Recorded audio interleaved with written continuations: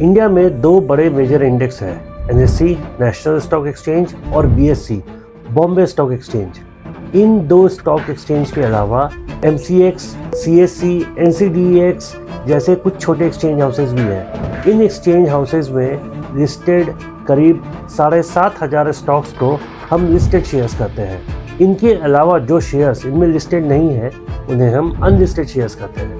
पर सिर्फ इतना सिंपल डेफिनेशन नहीं है अनलिस्टेड शेयर्स का। अनलिस्टेड शेयर्स लिस्टेड शेयर्स की तुलना में काफ़ी अलग होते हैं। इनका ट्रांजैक्शन अलग होता है, उनकी ट्रेडिंग अलग तरह से होती है, टैक्सेशन अलग होता है, सेबी के रूल्स अलग होते हैं, सब कुछ अलग होता है। और रिस्क इतना ज़्यादा होता है कि एक अनलिस्टेड शेयर्स आपको राजा भी बना सकता है और रंक भी। अनलिस्टेड शेयर्स क्या है, कैसे ट्रेड कर सकते हैं, क्या प्रॉफिट हो सकता है, क्या टैक्स इम्पैक्ट हो सकता है, पता करते हैं आज के एपिसोड में।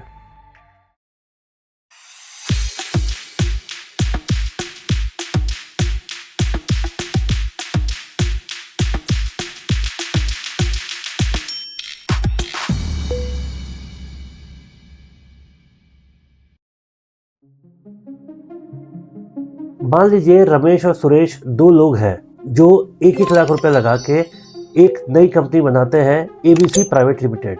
ABC प्राइवेट लिमिटेड एक प्राइवेट लिमिटेड कंपनी है और रमेश और सुरेश उसके शेयर होल्डर है। इसमें दोनों का 1-1 लाख रुपए लगा है, इसलिए वो बराबर के शेयर होल्डर्स हैं। इस कंपनी के लिए वो प्रोमोटर भी है और अगर वो चाहे तो इस कंपनी के लिए वो डायरेक्टर भी बन जाएंगे। ये एक ABC प्राइवेट लिमिटेड कंपनी अगर एक्सपैंड होना चाहती है तो इसके कई तरीके हैं। उनमें से एक तरीका है कंपनी के शेयर होल्डर्स को बढ़ाना। एक प्राइवेट लिमिटेड कंपनी में ज़्यादा से ज़्यादा 200 शेयर होल्डर हो सकते हैं, पर पब्लिक लिमिटेड कंपनी में इसकी कोई लिमिट नहीं है। एक प्राइवेट लिमिटेड कंपनी को पब्लिक लिमिटेड कंपनी करने के लिए उसे कुछ रेगुलेशंस फॉलो करने पड़ते हैं, अपना नया बोर्ड रिजोल्यूशन लाना पड़ता है, बोर्ड मीटिंग्स करने पड़ते हैं और फाइनली एक private limited company public limited company में कन्वर्ट हो जाती है, जहाँ पब्लिक के पैसे भी इन्वेस्ट हो सकते हैं। पब्लिक लिमिटेड कंपनी अपने शेयर्स किसी इंडेक्स में लिस्ट भी करवा सकती है, लिस्ट नहीं भी करवा सकती है। लिस्टिंग के प्रोसेस को IPO इनिशियल पब्लिक ऑफरिंग कहते हैं, जिसे हम समझ चुके हैं। पर ऐसी क्या सूरत होती है कि कोई कंपनी प्राइवेट से पब्लिक हो गई पर किसी भी एक्सचेंज हाउस में अपने आप को लिस्टिंग न करवाए? इसके रीज़न कुछ इस तरह से है। सबसे पहला रीज़न एलिजिबिलिटी कंडीशन। ऐसा हो सकता है कि कंपनी एलिजिबल ही ना हो लिस्टिंग के लिए, क्योंकि लिस्टिंग के लिए प्रॉफिटेबिलिटी, इनकम डॉक्यूमेंट्स, कंपनी की पास्ट रिकॉर्ड, काफ़ी कुछ दिखाने पड़ते हैं। इसके अलावा प्रोसेस, लिस्टिंग का प्रोसेस काफ़ी टफ और कॉस्टली है। इसके लिए आपको कई प्रोसेसेस फॉलो करने पड़ते हैं, लीगल, टेक्निकल, कई सारे एंगल्स देखने पड़ते हैं और ये प्रोसेस इजी भी नहीं है। अगर तीसरा कारण, जो मुख्य कारण होता है कई कंपनियों के पब्लिक लिस्टिंग होने का, वो होता है फंड रेजिंग। पर अगर कोई कंपनी वैसे ही पैसे ले आए, लिस्टिंग करने की जरूरत ही नहीं पड़े, तो वो लिस्टिंग क्यों करवाएगी? इसके अलावा एक बड़ी टेक्निकल प्रॉब्लम आती है। जो भी शेयर होल्डर्स होते हैं उनके पास काफ़ी राइट्स होते हैं, जैसे वोटिंग करने का राइट्स। उन शेयर होल्डर्स के पास ये भी राइट होता है कि कंपनी कब डिविडेंड डिक्लेयर करेंगी। ऐसे में कंपनी पे पूरी ओनरशिप डायरेक्टर्स की नहीं रहती है और शेयर होल्डर्स के डिसीजन भी उसे फॉलो करने पड़ते हैं। तो कुछ कंपनीज है जो नहीं चाहेगी कि उसके कंपनी के डिसीजन को शेयर होल्डर्स कंट्रोल करें, इसलिए भी वो लिस्टिंग नहीं करवाती है। ये कुछ कारण है कि कई कंपनी पब्लिक होने के बाद भी स्टॉक एक्सचेंज में लिस्टिंग नहीं करवाती है। वैसे लिस्टिंग नहीं होने के बाद अनलिस्टेड शेयर्स का मार्केट कम नहीं है। NSE जो अभी तक लिस्टेड नहीं है, उसके शेयर्स का वॉल्यूम आज के डेट में 4.7 लाख करोड़ है। ये एक शेयर की बात कर रहा हूँ, ऐसे कितने सारे अनलिस्टेड शेयर्स है मार्केट में।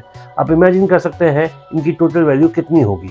इन अनलिस्टेड शेयर्स को खरीदने बेचने का प्रोसेस भी अलग होता है। कुछ कॉमन प्रोसेसेस है इन अनलिस्टेड शेयर्स के ट्रांजैक्शन के। पहला, प्राइवेट प्लेसमेंट। एक कंपनी एक प्राइवेट ग्रुप के पास जाती है और उसको बोलती है कि मेरे पास इतने सारे शेयर्स हैं, इनको आप आपस में डिस्ट्रीब्यूट कर लो और इन शेयर्स के बदले मुझे पैसा दे दो। प्राइवेटली प्लेस कर दिया।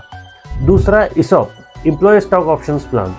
एक कंपनी अपने एम्प्लॉयज़ को शेयर्स ESOP के रूप में ट्रांसफ़र करती है और ये शेयर्स उन एम्प्लॉयज़ के डीमैट अकाउंट में चल जाते हैं। तीसरा option, man to man transfer. मैं अपने अकाउंट से आपके अकाउंट में शेयर ट्रांसफ़र कर सकता हूं, उसके बदले हम एक प्राइस निगोशिएट कर लेंगे, आप मुझे वो पैसा ट्रांसफ़र कर दीजिए। इससे man to man shares transfer हो जाते हैं। पर अनलिस्टेड शेयर्स की ट्रेडिंग इतनी आसान नहीं होती है। अनलिस्टेड शेयर्स के लिए कुछ फैसिलिटेटर होते हैं, क्योंकि ये सेबी से रेगुलेटेड नहीं है। इसके प्राइस को दोनों पार्टी अपने अपने समझ के हिसाब से कोऑर्डिनेट करते हैं, और कुछ फैसिलिटेटर है मार्केट में जो इस कोऑर्डिनेशन में मदद करते हैं। जैसे WWIPL एक बड़ा प्लेयर है जो अनलिस्टेड शेयर्स के ट्रेड को फैसिलिटेट करता है। इनकरेड मनी एक ऐसा प्लेयर है, और कुछ छोटे मोटे प्लेयर्स भी हैं जो अनलिस्टेड शेयर्स के ट्रांजैक्शंस को देखते हैं। ध्यान रहे, अनलिस्टेड शेयर्स आपके डीमैट अकाउंट में ही होते हैं, पर इनकी ट्रांजैक्शन, इनका सेल, इनका बाई नॉर्मल ब्रोकरेज प्लेटफॉर्म में नहीं हो सकता है, क्योंकि इनकी प्राइस रेगुलेटेड नहीं रहती है। अनलिस्टेड शेयर्स का टैक्सेशन भी अलग होता है। अगर आप एक अनलिस्टेड शेयर्स खरीदते हैं तो पहले 2 साल तक बेचने पर यह शॉर्ट टर्म कैपिटल गेन कहलाएगा, और आपके प्रॉफिट पे जो पैसा मिलेगा आपको, वो आपके इनकम स्लैब के हिसाब से होगा। अगर आप 2 साल होल्ड करके बेचते हैं तो इस पर लॉन्ग टर्म कैपिटल गेन लगेगा और टैक्सेशन 12.5% लगेगा। अनलिस्टेड शेयर्स के बाद नेक्स्ट स्टेप लिस्टिंग का होता है, जिसके लिए कंपनी IPO अप्लाई करती है। अब अगर किसी कंपनी के शेयर्स अनलिस्टेड है और आपने उन शेयर्स को खरीद लिया, जैसे ही IPO का फाइनलाइजेशन होता है, इन शेयर्स को फ्रीज कर दिया जाता है, मतलब आप बेच नहीं सकते। At the same time IPO के बाद, लिस्टिंग होने के बाद 6 महीने तक आप इस शेयर्स को नहीं बेच सकते। यानी अनलिस्टेड शेयर्स का ट्रांजैक्शन IPO पर डिपेंडेंट है, बट ऐसा नहीं है कि IPO खुलने के तुरंत बाद आप इसे बेच दें। IPO खुलने के बाद आपको 6 महीने तक अनलिस्टेड शेयर्स को देखते रहना होगा, उस पर बैठे रहना होगा, तभी आप उन शेयर्स को बेच पाएंगे। अनलिस्टेड शेयर्स लिस्टेड शेयर्स की तुलना में कम रेगुलेटेड होते हैं, बट ये भी कंपनीज होती है, इनकी भी बैलेंस शीट बनती है, इनकी भी प्रॉफिटेबिलिटी देखी जाती है, और सारा कुछ कैलकुलेट करने के बाद ही आप अनलिस्टेड शेयर्स को खरीद या बेच सकते हैं। तो जब भी आप अनलिस्टेड शेयर्स में ट्रेडिंग करें, सूझबूझ कर, सोच समझ कर आप इन्वेस्ट करें, ताकि आपके लॉस होने की प्रोबेबिलिटी कम हो और आप ज़्यादा से ज़्यादा प्रॉफिट कमा पाए। अनलिस्टेड शेयर्स है, इसमें ट्रेडिंग भी है, रिस्क भी ज़्यादा है, पर ये गैम्बलिंग नहीं है। आप इसमें इन्वेस्ट कर सकते हैं। कई सारे प्लेटफॉर्म्स अवेलेबल हैं, मैं कमेंट्स में लिंक्स में बता दूंगा वो कौन से एप्लीकेशंस हैं जिनकी मदद से आप अनलिस्टेड शेयर्स में ट्रेडिंग कर सकते हैं। Thank you.